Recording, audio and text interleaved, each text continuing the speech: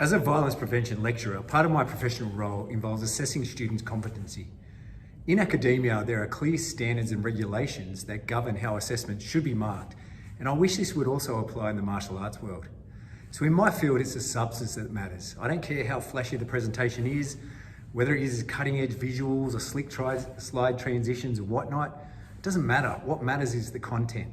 So if they do all those things and it's all very polished, if the content lacks depth or accuracy, then it's pointless.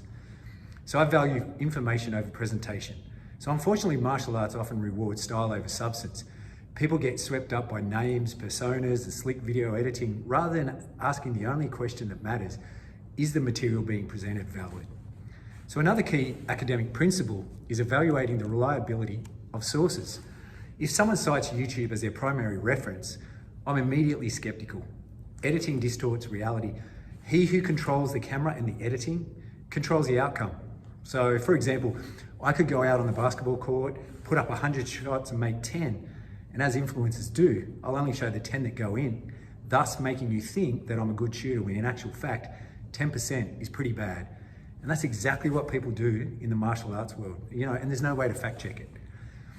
So this illusion is rampant in martial arts content online, and it's intellectually dishonest, basically. So we saw this in one of my creations, the USDC, where an individual talked a big game. He sat there and he criticized anyone and everything, and he gets online and shows more fight on his laptop than he does in person. Yet when he wasn't in control of the camera, and wasn't in control of the outcome, you could see how pretty much useless this particular individual was. His self-appointed pedestal was nothing but a throne of lies, basically. So in typical fashion, he fabricated excuses and looked for someone to blame rather than use it as a tool for improvement. These people, they'll do anything for clicks and likes, such as sparking controversy. They'll use clickbait titles and things like that. And don't get me wrong, there is legitimacy on this platform, but you just have to look beyond the superficial. One of the other troubling aspects about social media that's come into play is the fact that it is a great stage for narcissists to chase clout, attention and validation that they normally would not get in everyday life.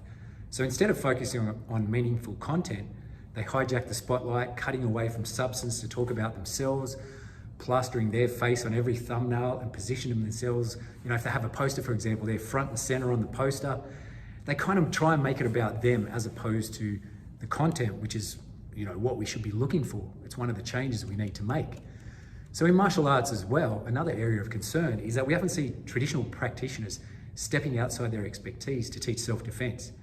So this violates the concept that I teach, which is known as scope of practice, which is basically staying in your lane. So if you train in a traditional martial art, for a number of years, teach that. I'm not sure why you feel that you need to differentiate yourself, or why you also feel that you can differentiate yourself. Don't dilute it in pseudo self-defense or life coaching unless you are qualified in those fields and have the relevant experience. Otherwise, you're a fraud, basically. It's like if a nurse was in the hospital prescribing medications. Now, yes, they work in the same field, but what they do is different. They don't have the knowledge, the know-how, the relevant qualifications to do this. And that also should apply in the martial arts realm.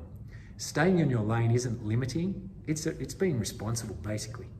And the final thing I want to address is one that's pretty serious. It's plagiarism. And it's more than just referring to, for example, copying off the work of another student. It's about correct referencing, citing where you get your information from and giving credit where credit is due. It's okay to use another's material. Just make sure you acknowledge it and don't pass it off as your own. Pay that person their dues. Someone may have sweated for years and years, given blood, sweat and tears into a particular concept or whatever. And if you just sweep in, take it and tell everyone that you created, you're basically a thief. You're unethical, immoral, you have no integrity, and it's just a poor representation of you as a human being if you go and use that to go and make money off someone else's work. You're basically a piece of shit. So what we need to do as martial artists is we need to raise this standard. We need to seek the truth, seek what's real. We need to value substance and stay away from frauds and hype merchants. And let's build a martial arts community rooted in authenticity and in truth.